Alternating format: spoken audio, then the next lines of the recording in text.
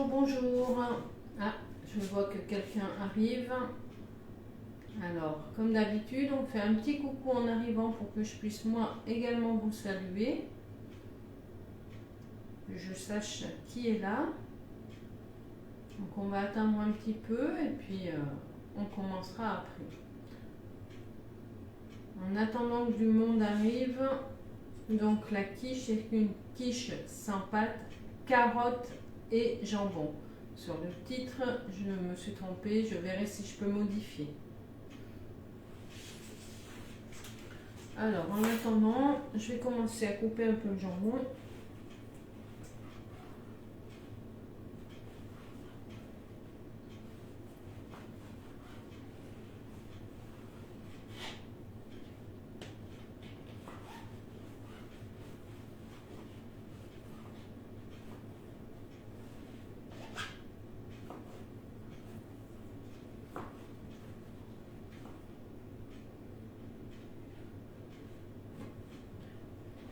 Bonjour, bonjour. Bonjour Marie, coucou. Alors, pendant que vous arriviez, que vous vous connectiez, j'ai commencé à couper le jambon en gros dés. Voilà. J'attends encore un petit peu, voir s'il y a un peu plus de monde qui arrive et puis on commencera. Donc comme je le disais tout à l'heure, c'est une quiche sans pâte. Coucou Bérangère. Une quiche sans pâte, carottes et jambon. Mais à la place du jambon, on aurait pu mettre des petits lardons, du thon, de la viande des grisons, du bacon, ce que vous avez envie. Donc mon jambon, je l'ai coupé grossièrement. Donc j'ai fait des gros dés comme ceci. Alors, qui est-ce? Bonjour Kathleen. Donc, je vais faire un petit récapitulatif de tout ce qu'on va utiliser avant de commencer. Alors, au niveau des ingrédients, vous le voyez peut-être, donc il nous faut des carottes râpées que je conserve sous bissève. Donc elles sont déjà râpées.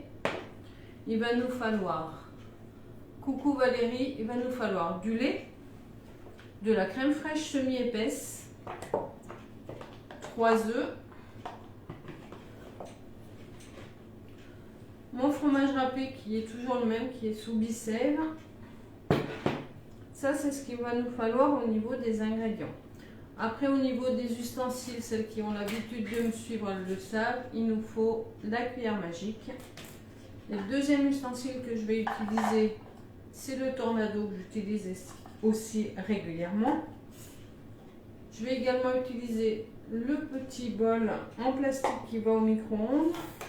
Et surtout, la nouveauté que j'ai moi, qui n'est pas une nouveauté du catalogue, mais moi, je me suis pris cette fois-ci dans mes cadeaux, la planche à découper qui est pliable.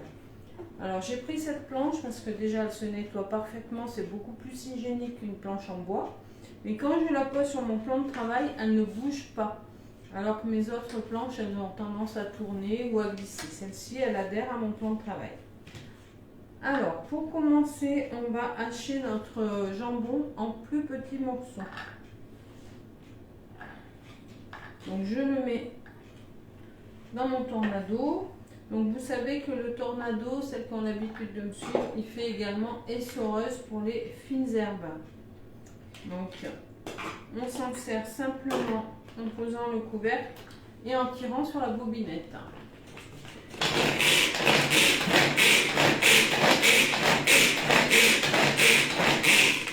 Alors je veux pas des morceaux trop petits non plus, encore un petit peu. Voilà. Donc mon jambon que j'ai haché grossièrement, comme ceci, je vais le mettre à revenir dans une poêle. Alors je vois qu'il y a du monde qui est arrivé. Est-ce que je peux saluer les autres? Non, je ne peux pas voir. Je saluerai donc après. Donc mon jambon, je vais le faire revenir dans une poêle avec un peu de matière grasse. Donc je vais vous abandonner un petit peu. Pendant que ma poêle, donc j'ai mis ma poêle à chauffer. Hop. Donc je vais faire revenir le jambon avec les carottes.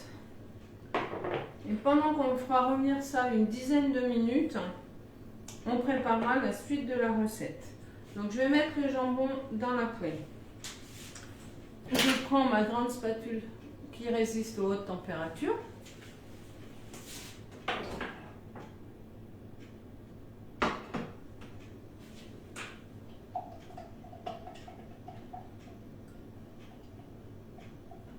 Je suis pas loin, mais je suis sortie du champ.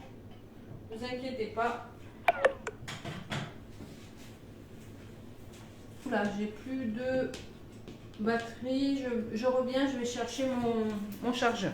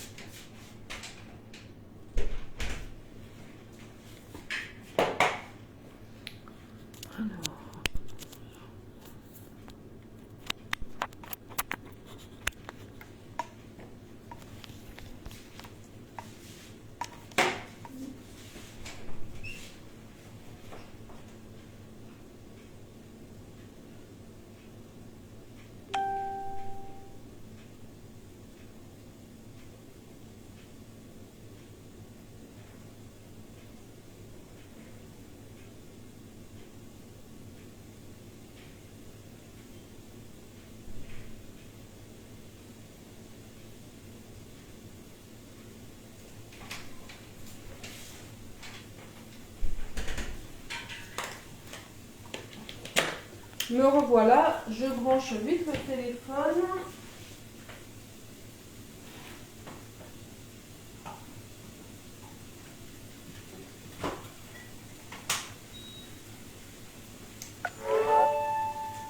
Donc me revoilà, vous entendez peut-être le jambon qui commence à crépiter un petit peu. Bonsoir Anne-Marie. Donc je vais aller mélanger le jambon.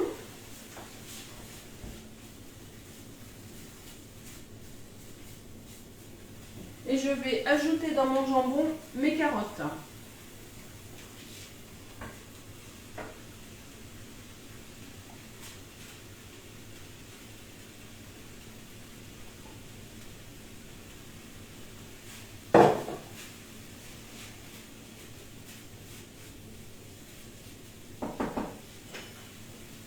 Voilà, donc là c'est en train de fondre un petit peu. Bonsoir Ghislaine.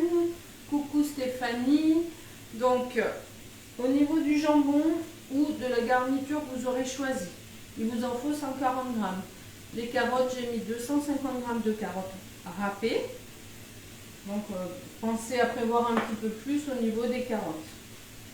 Pendant que là, ça se passe, on va préparer la garniture. Donc, il nous faut 3 œufs.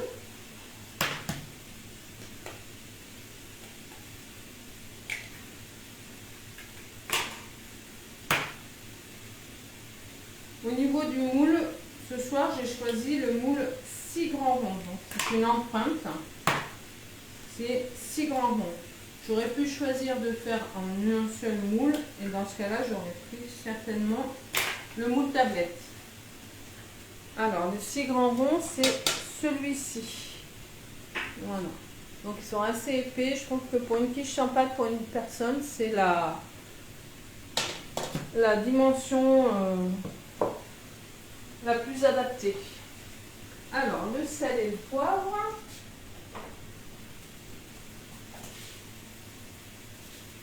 Donc là, sel et poivre, bien sûr, c'est suivant votre goût. Vous en mettez plus ou moins. Je rajoute un petit peu de muscade. Toujours pareil, c'est au goût. Et maintenant, je vais rajouter de la crème semi-épaisse. Donc il m'en faut 20 centilitres, ce qui fait une brique.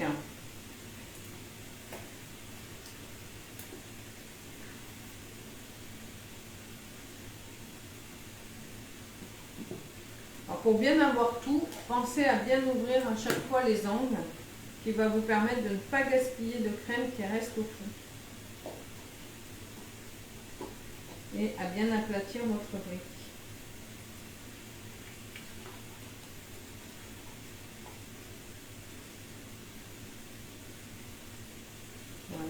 ça il n'y a pas de gaspillage. Je commence à mélanger avec ma cuillère magique.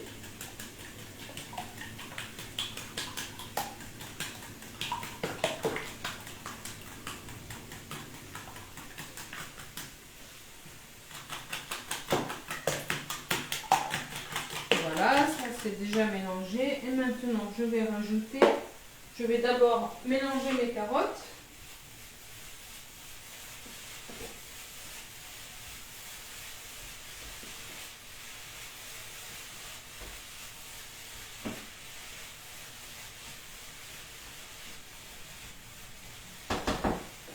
Et allumer le four que j'ai oublié. Donc le four, si c'est un four à chaleur tournante, on le met à 180.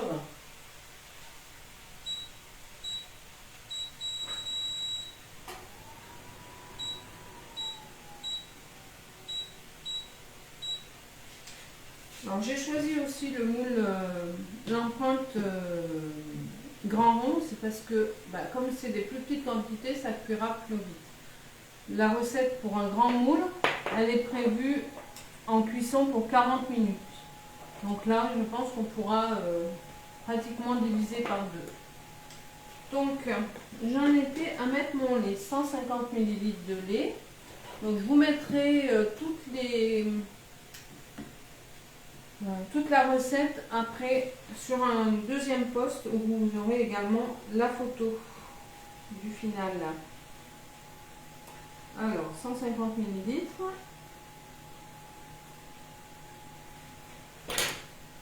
On mélange à nouveau.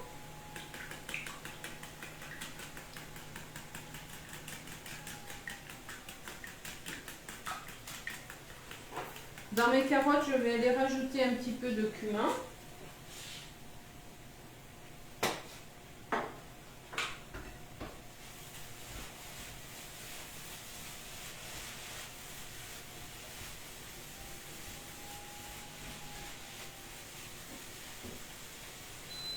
Voilà, donc mes carottes sont prêtes. Alors si vous aimez, vous pouvez rajouter de l'ail ou un oignon que vous allez faire revenir avec vos carottes. Moi, j'en mets pas, c'est une question de goût, mais vous pouvez tout à fait en mettre. Dans mon mélange, je vais également rajouter 2 cuillères à soupe de farine. Donc 2 cuillères à soupe rases.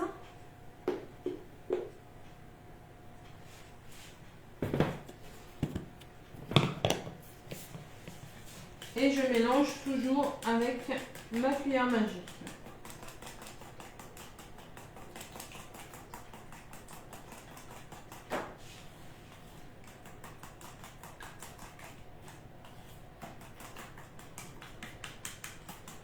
Voilà.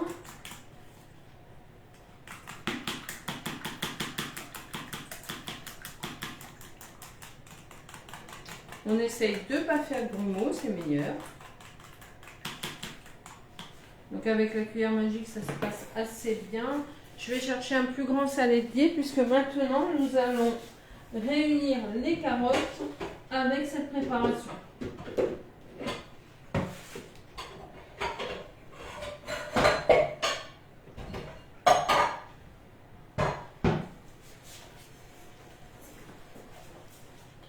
Donc j'ai pris un grand récipient, j'espère que vous voyez bien. Je vais prendre dans mon bicève, donc mon fromage râpé, comme d'habitude, vous vous rappelez, on le fait valser pour refaire entrer l'air. Donc le bicève, c'est vraiment un investissement qui nous fait gagner ensuite beaucoup d'argent puisqu'on peut acheter en grosse quantité et donc ça se conserve très bien. Donc le fromage râpé, il m'en faut 100 g.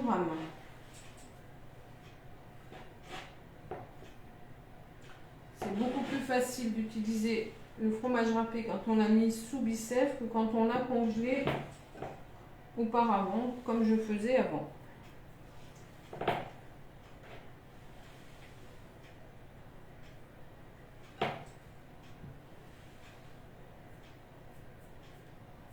Voilà. Donc là, il ne me restera plus qu'à le remettre sous bicève pour la prochaine fois. Donc vous le savez sûrement, le bicève, c'est chez Guy Demar, notre appareil à faire le vide d'air automatique. Pour celles qui ne me connaissent pas, je suis chez Guidemar depuis 2015. J'ai commencé au mois de janvier en 2015. Voilà. Et donc, en tant que conseillère, si c'est pour votre premier achat sur la boutique, je peux vous offrir un bon de 5 € de réduction. Alors, on va mélanger ça avec notre fromage. Donc, la préparation avec les œufs, la crème et le lait, on met avec le fromage. On mélange tout.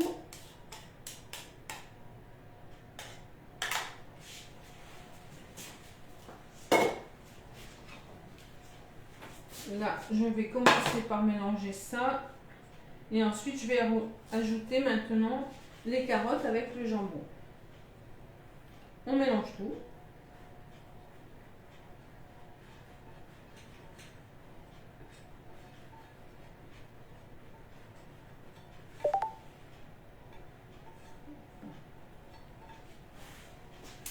Je repose ma poêle. Là. Je vais enlever ceci. Donc je mélange tout ça.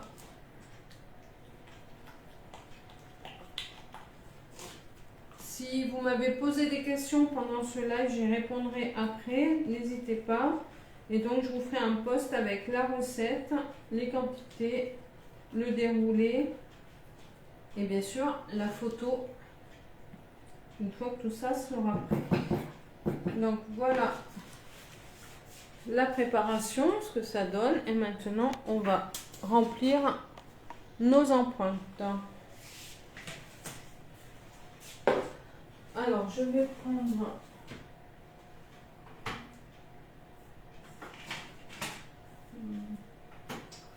je vais le faire à la cuillère. Je voulais prendre la petite touche, mais elle n'est pas là. Alors.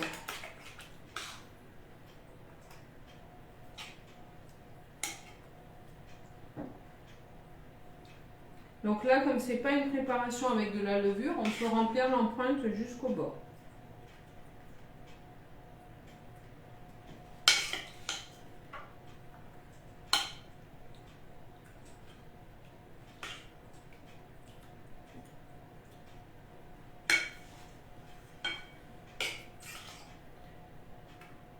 Donc mon empreinte ne sera pas complète avec les quantités que je vous ai données.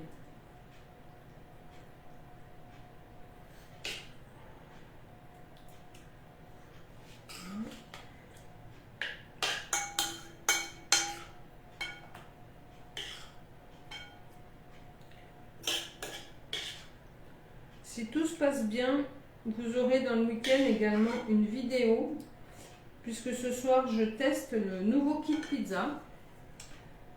Donc on va voir ce que ça donne, si j'y arrive ou pas. Si ça se passe bien, vous n'aurez pas de petite vidéo.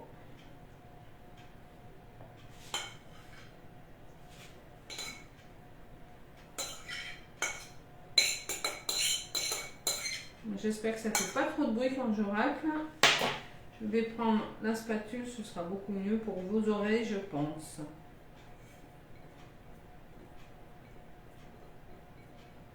Donc là, j'en ai fait 4 bien garnis. J'aurais pu en faire peut-être 5.